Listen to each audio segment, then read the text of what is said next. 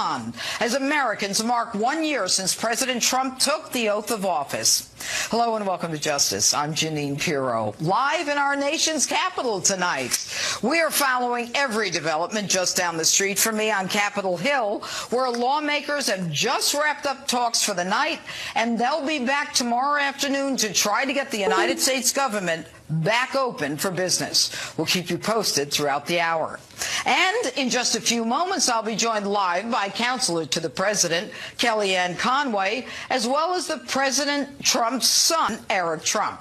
Meantime, protests across the country today in major cities as critics of the president, his agenda, and his policies mark this 1 year anniversary of President Trump's inauguration by taking to the streets.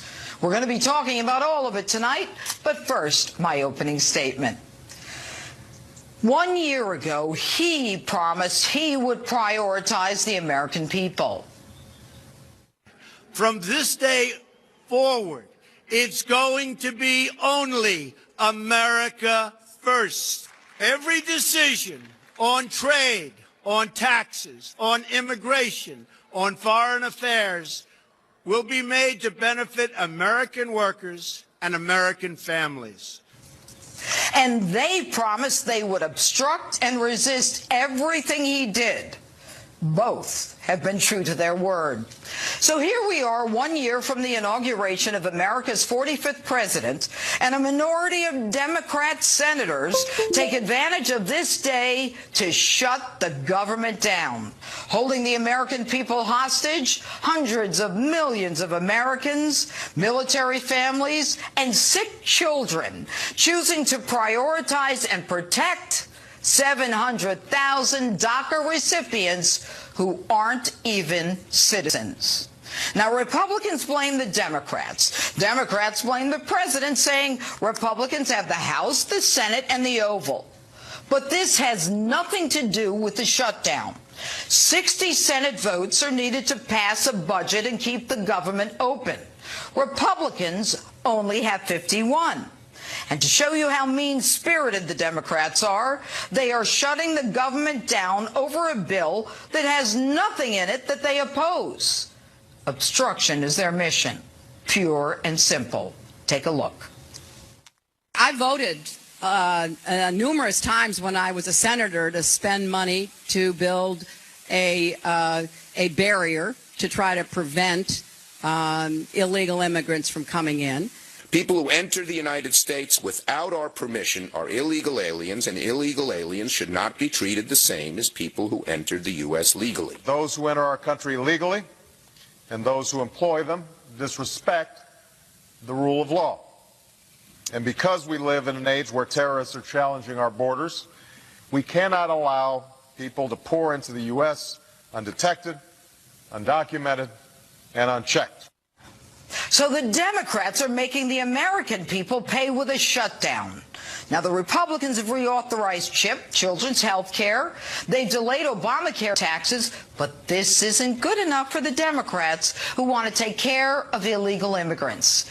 As if we aren't already giving them education, medication, housing, and lawyers whenever they need them. Now, the president brought Democrats and Republicans together to work on a bipartisan solution and a permanent fix for DACA, always making clear that it's contingent on securing the border.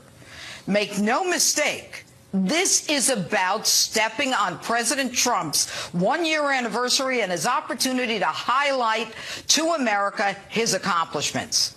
Come on, folks, the Democrats are gaming you. So let's give credit where credit's due. Let me remind you that when Donald Trump came into office, our economy was in shambles. More Americans were unemployed than in our nation's history. Millions weren't even counted because they simply gave up looking for work. We had hundreds of thousands of families working 3 part-time jobs just to make ends meet. And they said it was a healthy economy. But there was barely a pulse. 1% annual GDP was the new normal for those wizards. And he came to us at a time when we needed his tough talk, his unvarnished perspective. Think about where we were just 18 months ago under the leftist leader Barack Obama and an administration that allowed the sale of 20% of America's uranium to Russia with a payback to the so-called Clinton Foundation of $145 million and $500,000 for bill to pocket, while the Department of Justice and the FBI, so corrupt, so unlawful, so immoral, that they allowed a criminal, the hag that they tried to drag across the presidential finish line, to destroy evidence, delete emails, and get away with it. And so it was that Donald Trump stepped into the spotlight, a patriot who believed in putting America's interests first, who believed that the decline of America was a choice that we could reject. The American dream is now being renewed. 3% growth, maybe even 4%. A market that is roaring, historic highs, unemployment the likes of which we haven't seen since 1973, and African-American unemployment its lowest in decades. Tax cuts for all of us. Government regulations cut faster than at any time in history to help business. And the military finally getting the support it deserves while it crushed the Islamic Caliphate in the Middle East. Illegal immigration is at its lowest level in more than a decade. And so, yes, folks, he arrived just in time when our nation needed to be inspired, needed a new agenda, desperate for a better path to the future. If I were a betting person, I would predict that this shutdown will end by the beginning of the week. The American people see the vindictiveness of the obstruction and resist Trump movement. And this was a simple ploy to step on the president's inauguration. So to the president, Kellyanne Conway, who is live from the White House. Good evening, Kellyanne. Good evening, Judge. Well, okay, so here we are. The president was supposed to be in Mar-a-Lago tonight, celebrating his first year in office and the many accomplishments that he has had. But right now, he's inside the White House working on a deal to get the government running again. Instead, what is going on in the Oval Office right now? What can you tell us?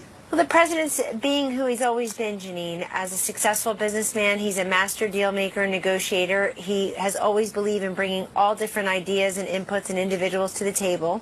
You know, he always looks for disagreement, dissension. He doesn't need 100% agreement. He just needs an open, honest conversation.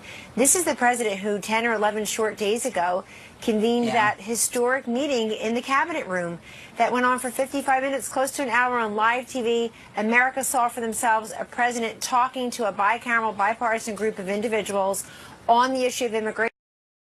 President, he stands ready to sign into law anything that is fair to all of the folks who are relying upon this money, and he stands ready to negotiate on other pieces after that. He's made that very clear. He could not be more clear. We still don't know what the Democrats oppose. They are for every single thing that's in the continuing resolution. They're just not for the continuing resolution. And I just read today that Nancy Pelosi is out taking the House members to dinner at a fancy restaurant, while our military and our firefighters are wondering if they're going to be paid. What about Senator Schumer? Has the president spoken with him in the past few hours?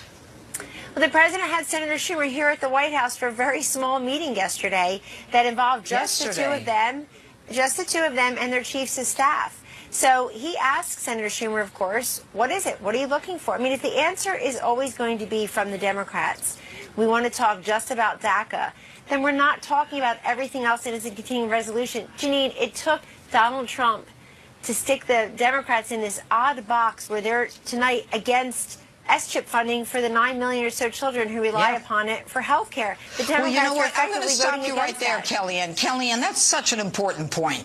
You know, I don't know if people understand CHIP. CHIP is a health care program for, is it 9 million kids? About our most vulnerable children who rely upon it. That's right. Right, and the Democrats aren't going to vote for this. That's why the headlines that I just ran in my open, you know, everyone is blaming the Democrats because this is unconscionable.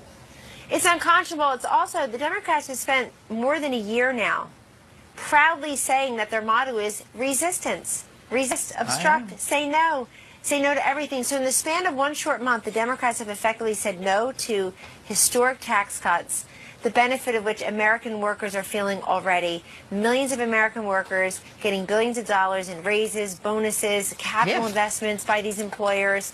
Essentially, if you voted no against the tax cuts last month, you voted no for the 20,000 jobs that Apple has just promised. If you voted no yesterday to keep the government open, you're voting against funding the military and giving these vulnerable children the health care that they rely upon. And that's very difficult for the Democrats, because when people look up, they're not going to say, oh, the Republicans are in charge of the government. People are going to know you need 60 votes in the Senate. Right. So by its very definition, it has to be bipartisan. And number two, they're going to say, I probably think that the party that has said resist, obstruct, and no for over a year now are the ones saying no again. Well, and I want to read, and I'll call for President Trump's tweet today. He says, beautiful weather all over our great country, a perfect day for all women to march. Get out there now to celebrate the historic milestones and unprecedented economic success and wealth creation that has taken place over the last 12 months, the lowest female unemployment in 18 years. And they're out there marching, again, with those pink hats. And I was here a year ago, as were you, obviously, Kellyanne, and women's unemployment is at an unbelievable low, and they're still protesting, most of them. I don't know what they're protesting. Do you? Well, I see how they're spending their tax cut anyway, but look, they're stimulating the economy that he's created. There's more that won't fit in one tweet, and that was one of my favorite all-time tweets, which says a lot because I have many favorite ones. But since this president took office, 863,000 new jobs were filled by women. Over 500,000 American women have entered the workforce since he took over. And as he said yesterday in the Rose Garden, in addition to unemployment among women being at a 17-year low, unemployment among African Americans, among Hispanics, are at all-time lows. So This is a rising economy. When people see their paychecks are fatter, their 401ks are larger, their investments are more robust, you can't argue with the metrics. And those metrics benefit everyone, even those women today who said that somehow they're protesting. What exactly are you resisting? And may I just say, this president's been here for 1 year. After 8 years of the last president, that has led to the 30 million Americans who still don't have health insurance. That led to the millions of women still in poverty. We're doing what we can, given what we inherited. And I'm so proud of this president. He's been a president for all women, and he's elevated women in his cabinet, in his administration, his White House, the way he's elevated them in his corporation, his campaign. I'm very proud to work for somebody who's such a great boss for women. Kellyanne Conway, thanks so much for being with us tonight. All right. And we're 20-plus hours into the government shutdown, but a full year into President Trump's presidency. And standing by live tonight is first son Eric Trump, who will join me in a moment from Mar-a-Lago to talk about his dad, what's going on in D.C., and what the future holds as we embark on year 2 of Trump. Eric is next as Justice rolls on, live from Washington.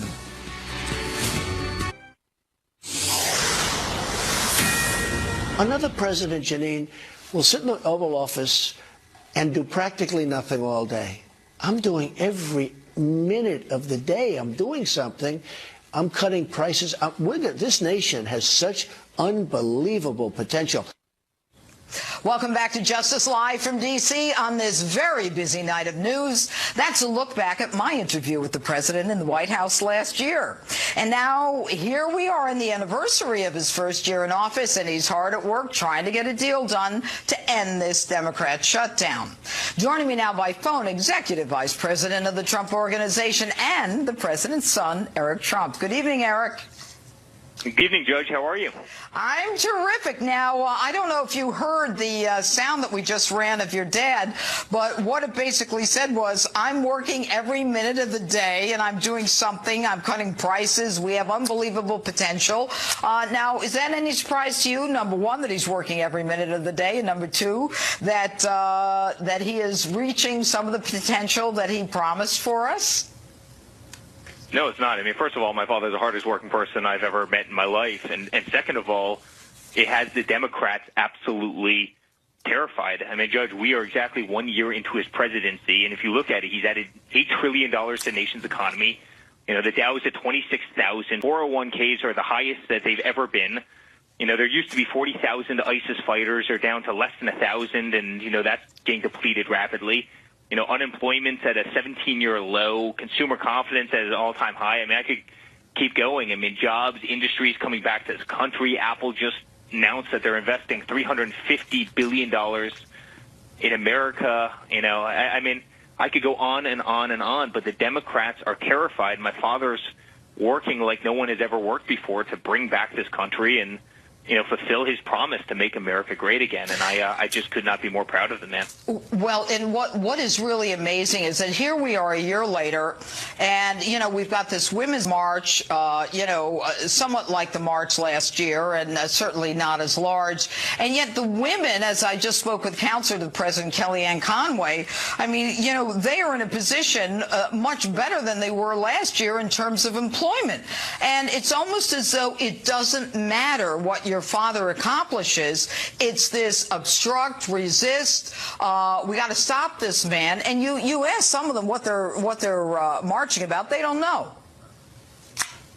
Well, you know, it's interesting. You look at this whole government shutdown, and the only reason they want to shut down government is to distract and to stop his momentum. I mean, my father has had done in 1 year than arguably any president in history, and so how do they divert from that message? I mean, how do they save their own party when they don't have any leadership? They don't have any, you know, good candidates out there. They don't have a message of their own. How do they do that? They obstruct, they distract, they try and place blame, and it's the worst of government. And honestly, I think it's a good thing. Seeing a year that's incredible, that's been filled with nothing but the best for our country, America First policies, and they're happy with where we are as a nation. You know, families are wealthier, families are doing better, jobs are better, our economy is better, there's lower unemployment. I mean, our nation is thriving once again. It was going down and it was going in an awful direction. Our nation is thriving again, and that's because of his actions, and it really has the Democrats worried.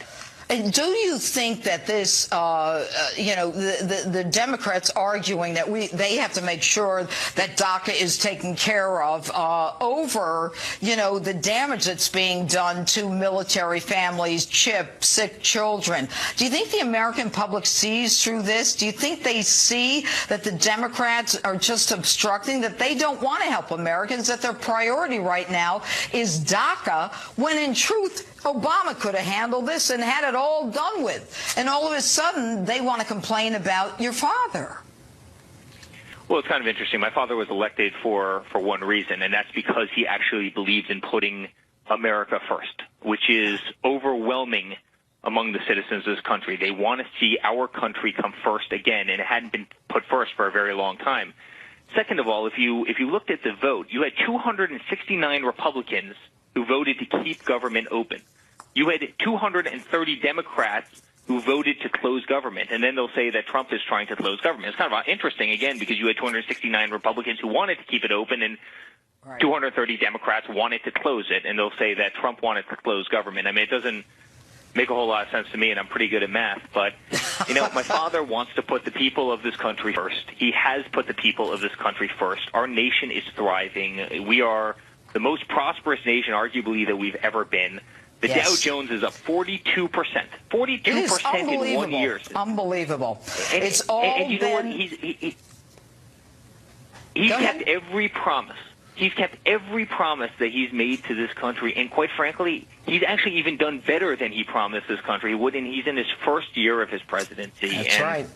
Honestly, I am so excited for what's to come. The man has done an unbelievable job, and I am just so excited for what's to come for this country, for the citizens of this country. Eric, I think come February, when even more Americans see money in their paychecks, it's really going to hit home.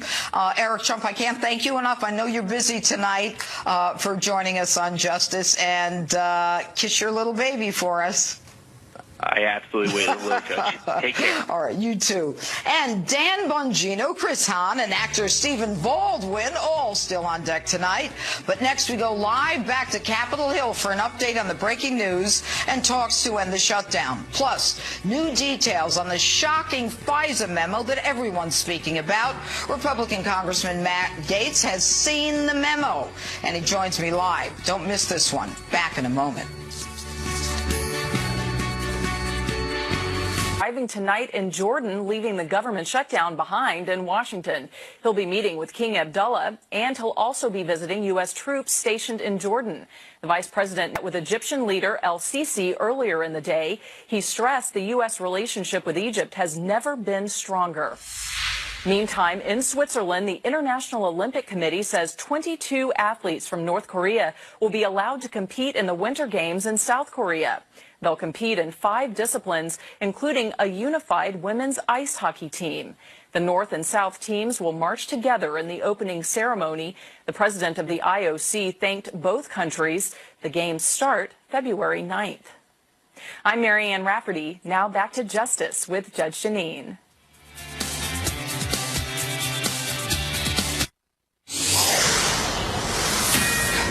Breaking tonight, talks continue on Capitol Hill as the government shutdown nears the end of day 1.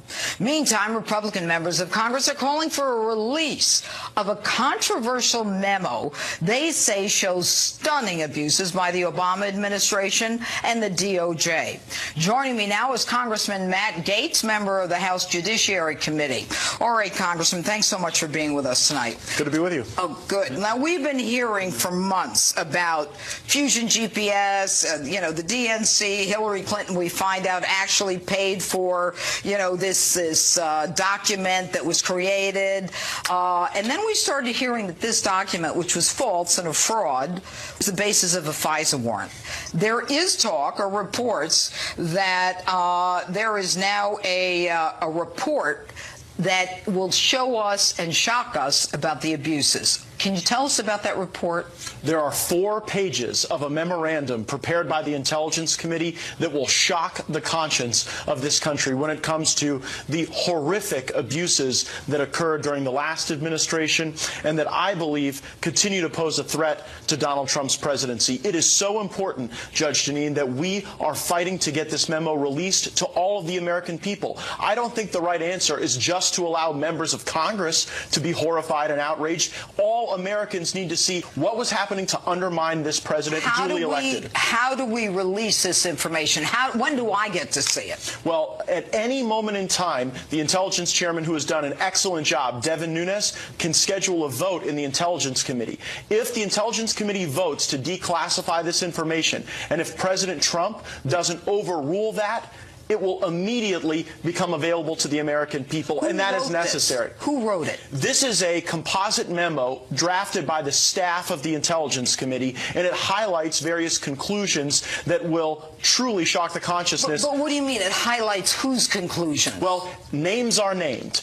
The names that we've talked about in the news associated with the corruption that is posed to President. McCabe, and Strzok, and who else? Well, I can't go into the specific names until we share that information, but I can say this. Names are named, and you also get to see the interaction between the various people that we've been discussing and the organizations and entities that had a stake in the outcome in the 2016 election. And so going from a point in time where we have just a series of data points and characters to actually assembling that into a fact pattern, it tells a lot to the American people about what was really going on in our government. When is Devin Nunes going to schedule this for a vote? Well, he said he wanted to hear from more members of Congress. 64 of us have already sent him a letter. On the phone. You can do that in an hour. I spoke to him today on the floor. The good news is that Chairman Nunes, Bob Goodlatte, Chairman of the Judiciary Committee, and Trey Gowdy are working together on the timing of this. But I think this is so important, so shocking, it should be public immediately, and we're pressing the timetable. Tell me what we're going to be shocked about.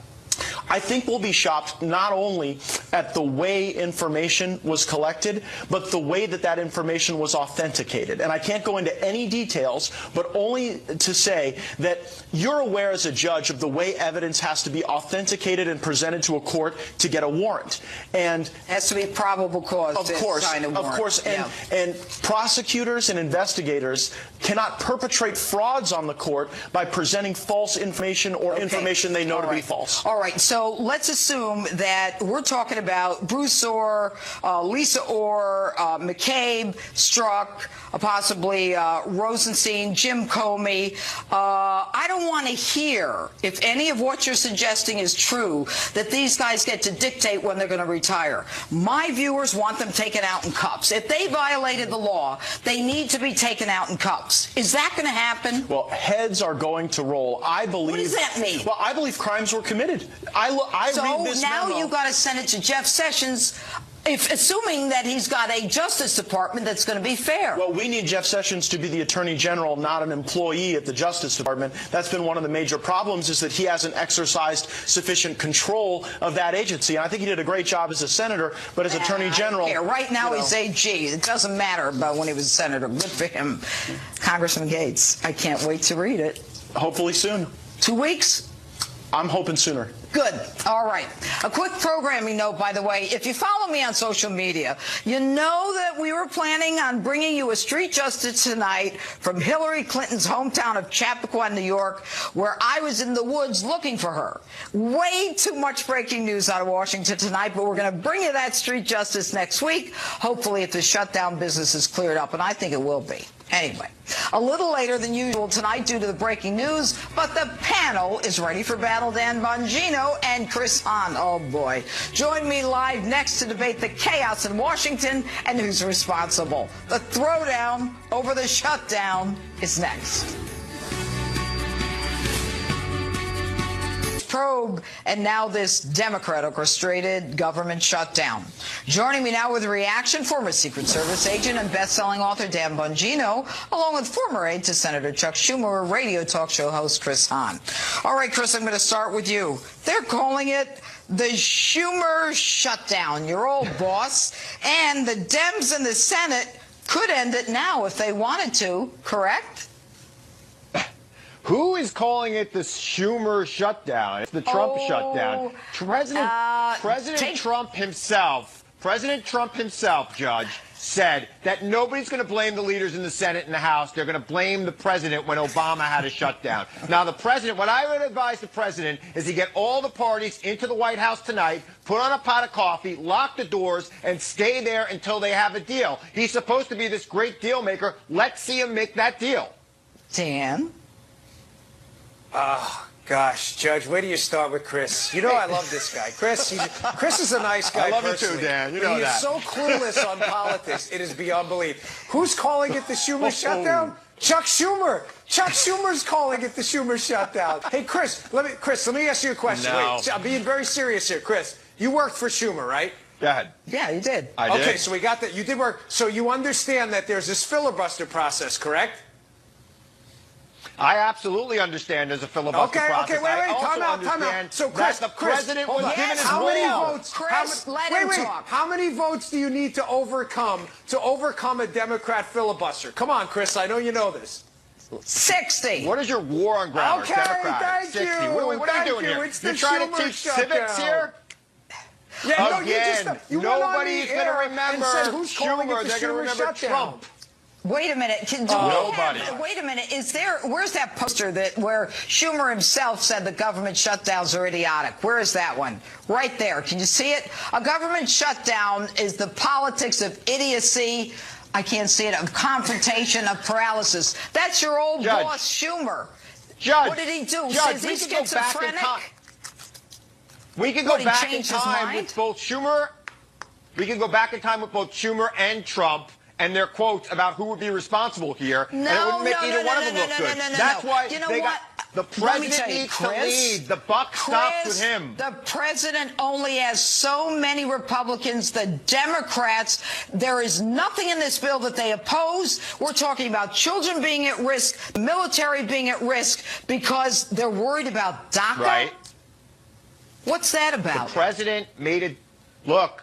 The president has to take yes for an answer. There was a deal on DACA. There was a deal on the wall. The president didn't want that deal for some reason. I don't know if Tom Cotton got to him, Steve Miller. I don't know who it was, but the president needs to bring the leaders in the room and walk out with a deal and walk to the podium and announce that deal so that Tom Cotton and everybody else can't change it. You said it before. Go ahead, Dan. Chris, you're just not telling the truth. I don't know why you continue to do this on the show. Wait, Chris, let me ask you again. Is there a DACA deal out there right now for anybody to sign? Okay, let me answer that question for you. The answer is no. Okay, there's no DACA deal to sign. No. Just admit you're not telling the truth. There is no DACA deal. Hold on a second, Dan. Hold on a second. Time out. Because here's my second point on this. Hold on. The DACA deadline isn't even until March 5th. I'm not sure if you were aware of that, but it's March 5th. Now, Chris, I have my iPhone here. It's not March 5th, okay? You may have a tough time, but it's not March 5th yet. Look, Lindsey Graham and Dick Durbin brought a DACA deal to this president last week, and the president rejected it. Okay, so we don't want to govern crisis to crisis here. We are also tired of CRs. This would be the fourth CR. It's the fourth CR. Chris, let's get a full budget. Chris, stop for a second. Crisis to crisis. Why didn't Obama do this? Huh? Why is now all of a sudden it's Donald Trump's fault? The majority held by the Republicans in the Senate and the House would not take it up. Please. Really? We all know Judge, that. Wait. No. Go ahead, Judge, Dan. another thing. Chris is not telling the truth again because this Senate deal, DACA deal he's talking about had not been passed by the House and was not ready to go by the time the budget passed. Right. He's not telling you the truth. He's making it up. And one more thing. Barack Obama from September 2009 till January 2010 had a supermajority and could have done a DACA deal. And you know what he did? Zero. So cut the crap with this DACA deal nonsense. There was a bipartisan deal on immigration that passed the Senate that was not taken up in the House. So let's be clear about that. The House of Representatives would not allow the vote. I'm not making anything up, Dan. Read it. There's no signed DACA deal from the House and the Senate that passed for Trump to sign. You're just making it up. There was a bipartisan deal on immigration that included DACA that passed the Senate. All right. It was a Chris, bipartisan deal. Let me ask you a question. Is there anything, Chris, is there anything in the funding bill to keep our government going on behalf of children, the military, federal employees? Is there anything in that the Democrats oppose? No. I think what the Democrats oppose is crisis to crisis. Another CR where we can't plan for our military for a year. Crisis to crisis is not in the bill, Chris. It is another crisis-producing bill. This CR will expire in 4 weeks. We need a full year's funding for our military so that our military planners, because this is what the Secretary of Defense said on Thursday. Don't take my word for it. Take theirs.